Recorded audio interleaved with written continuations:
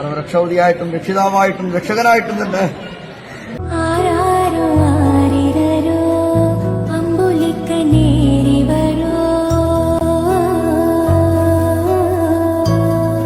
അങ്ങനെ അശ്വന്തും നമ്മെ വിട്ടുപോയി.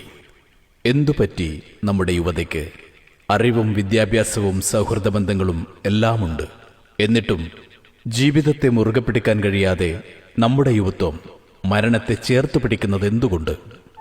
പറഞ്ഞു വരുന്നത് അശ്വന്തിനെക്കുറിച്ചു തന്നെയാണ്. കോൾത്തുരുത്തിയിലെ തെയ്യം കലാകാരനാണ്. അല്ല, കനലാടിയാണ്. അതുമല്ല, തെയ്യത്തിന്റെ പൂർണ്ണ രൂപമാണ് അകാലത്തിൽ നമ്മെ നിന്നും വിട്ടകന്നത്. 20 വർഷത്തിനുള്ളിൽ കെട്ടിയാടിയ തെയ്യങ്ങൾ എത്ര! ഒന്നു തൊട്ടും തലോടിയും ഉരിയാടിയും എത്ര പേരെ നീ ജീവിതത്തിലേക്ക് നയിച്ചു. എന്നിട്ടും എന്തിനായിരുന്നു അനുജ ഈ ജീവത്യാഗം? കതിവന്നൂർ വീരനായും ഭദ്രകാളിയായും പുലിയൂര് കണ്ണനായും പുതിയ ഭഗവതിയായും കണ്ടനാർക്കേളനായും ബിപ്പിരിയനും കടാങ്കോട്ട് മാക്കമ്മയുടെ പുത്രനായും നീ ഉറഞ്ഞാടിയപ്പോൾ നാം കണ്ടത് തെയ്യക്കോലത്തെ ആയിരുന്നില്ല, മറിച്ച് മന്നപ്പനെയായിരുന്നു, ചാത്തുവിനെയായിരുന്നു. അങ്ങനെ സാക്ഷാൽ ദൈവത്തെയായിരുന്നു. കത്തിയാളുന്ന തീക്കൂനകൾക്കും ഓലച്ചൂട്ടുകൾക്കും തൊട്ടുരുമിയുള്ള നിന്റെ ഉറഞ്ഞാട്ടം, വാളും പരിചയും ഉറുമിയുമെടുത്തുള്ള താണ്ഡവം, ഓരോ കളരി അഭ്യാസങ്ങളും തൻ്റെ ഇടമുള്ള മനസ്സിന് മാത്രമേ സാധിക്കുകയുള്ളൂ. ധീരനായ ഒരു ശരീരത്തിന് മാത്രമേ അതിന് കഴിയൂ. പിന്നെ നിനക്കെന്തു പറ്റി? നിന്റെ മനസ്സെന്തിനു പതറി? നിന്റെ മനസ്സിൽ നീറിപ്പുകയുന്ന നൊമ്പരം കൂടപ്പിറപ്പിനോട് പറയാമായിരുന്നു നിനക്ക്.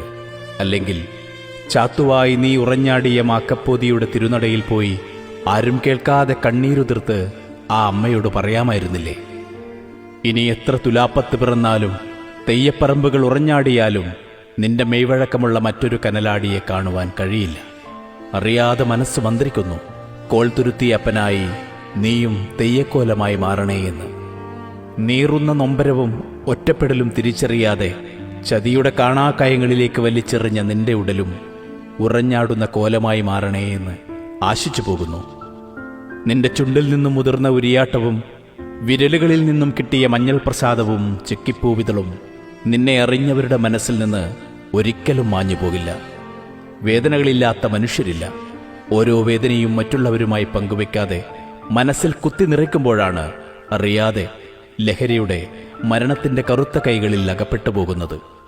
ജീവിതത്തിൽ വിജയമുണ്ടാവും, പരാജയവും. പക്ഷേ ജീവിതം ഒന്നേയുള്ളൂ. പരാജയമെന്നത് മരണമല്ല, മറിച്ച് മറ്റൊരു വിജയത്തിന്റെ അടിത്തറയാണെന്നറിയേണ്ടതുണ്ട്. പ്രണയം വിരിയാം, കൊഴിയാം. എന്തായാലും വിധിയാണെന്ന് കരുതി ജീവിതത്തെ ചേർത്ത് പിടിക്കുകയാണ് വേണ്ടത്. ജീവിച്ചു കാണിച്ചു കൊടുക്കുകയായിരുന്നു വേണ്ടത്.